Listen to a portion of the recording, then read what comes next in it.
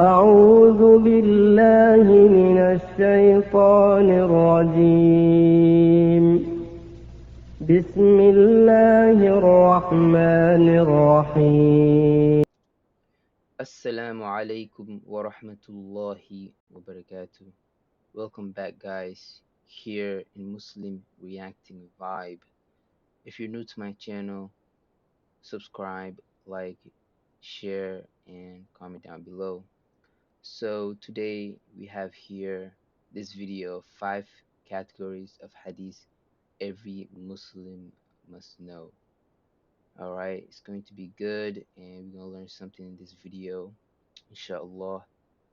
Alright, let's begin with the video. Bismillahirrahmanirrahim.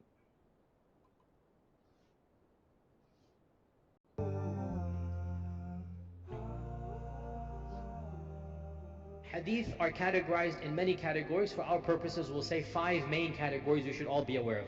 Number 1, grade A, Sahih. Number 2, grade B, Hasan. Number 3, grade C, Da'if. Number 4, grade D, which is Da'if Jiddan. And number 5, grade F, fabricated, fabricated. Grade F, fabricated, we know for a fact the Prophet did not say it. Fabricated, we know ilm al-yaqeen, we know this is a kadhib, this is a lie.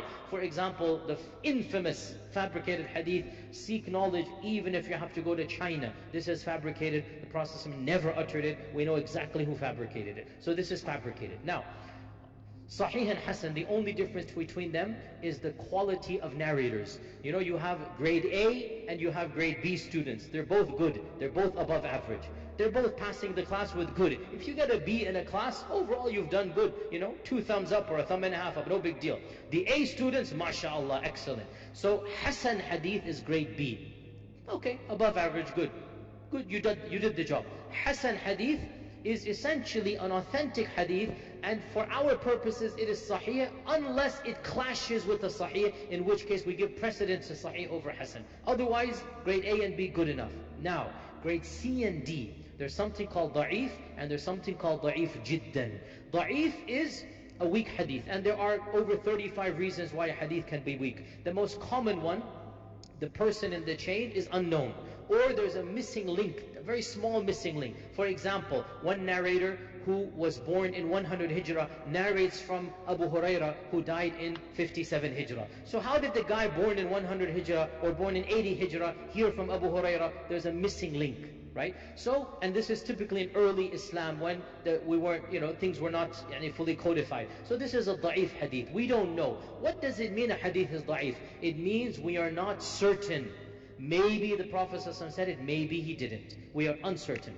Da'if jiddan, we are fairly certain that he did not say it, but it's not an intentional fabrication. It's a mistake from one of the narrators. Some narrator made a mistake, somebody messed up something, but it's not a fabrication. A fabrication means we know somebody intentionally lied. So da'if jiddan, for our purposes, we throw it out the window. It's clearly an error, but it's not a fabrication. Now, the controversy comes over only category C, which is da'if. And in a nutshell, the vast majority of scholars from early Islam to medieval Islam to pre-modern Islam, 13 centuries of scholarship. This is so much so that many ulama even said there is ijma' or there is ittifaq of the ulama.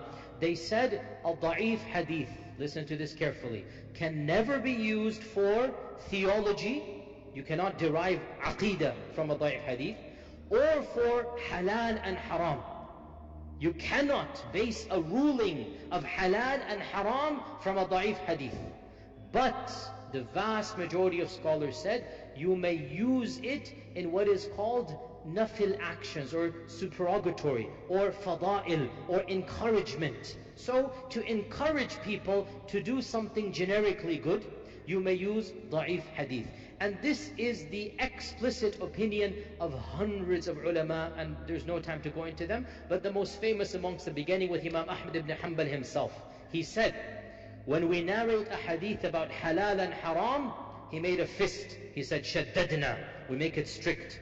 And then when we narrate hadith about other things, he opened his hand, tasahalna, we make it easy.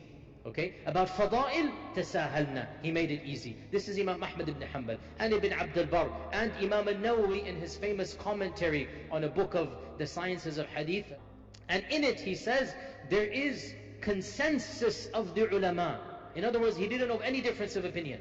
There's consensus of the ulama that a weak hadith may be used as long as some conditions are met. Number one, it is used in fada'il, which is, as we said, encouraging good things, or talking about generically something bad and everybody knows it's bad, but a hadith comes with a specific reward or a specific, punishment. We may use that. Number two, that it is not haram and halal, it is not theology. And then some have added number three, that the one who narrates the hadith should tell the audience that it is a weak hadith. This had been the famous methodology throughout most of Islam. However, many later scholars began to be very lax, and they began using da'if jiddan, maybe even fabricated hadith. And it became something very common, especially after, let's say medieval times. So let's say from around 900, 1000 hijrah, the science of hadith, there really was no great mujaddid to come in the sciences of hadith. So scholars became very lax. If it's found in some book somewhere, we can quote it. And the simple reality is, the greatest scholar of hadith, Imam al-Bukhari, the single greatest scholar of hadith, Imam al-Bukhari, he wrote 22 books of hadith. Of them we have still existent, around 12 are still existent. In every one of them, without exception, he used da'if hadith, except one, and that is his sahih. And so even Imam al-Bukhari, and no one can accuse him of not loving the sunnah, even Imam al-Bukhari, and no one can accuse him of not loving the sunnah, and no one can accuse him of not knowing sahih and hasan and da'if. In every single book of his, along with Imam Muslim wrote a number of books. He wrote Kitab al-Tamyiz, and he wrote his Muqaddimah. In his other books, Imam Muslim himself has hadith that are slightly weak. And of course he knows they're weak because they're not in his Sahih. He purposely did not put them in his Sahih. So Imam al-Bukhari wanted to give you the creme de la creme, grade A. This is my Sahih. But he fully understood that it is permissible to use da'if hadith for broader things. And the same goes for Ibn Taymiyyah, his books, and I have read hundreds of volumes of Ibn Taymiyyah. Everybody knows this, that Ibn Taymiyyah used da'if hadith all the time, not for fiqh, not for theology, but for blessings and whatnot. This is well known. And so it should be used properly. We use Imam al-Nawawi's conditions, and that is, you do not use it for haram and halal, you do not use it for theology, you use it only to encourage generic good. And so when those da'if hadith that they are proving something new fiqh, new halal, new haram, that might be problematic. But it's generically known, everybody should memorize the Quran. Da'if hadith comes and gives you a certain blessing that might not be found anywhere else. What do we lose? Because, remember this point, da'if hadith, maybe the Prophet ﷺ said it and maybe he didn't. So put your trust in Allah.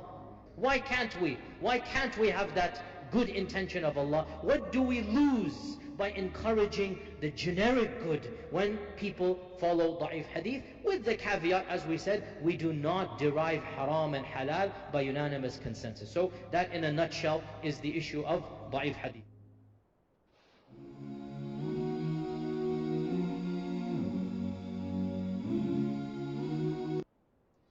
Alhamdulillah, that was it for the video. It was a short video talking about hadith and stuff.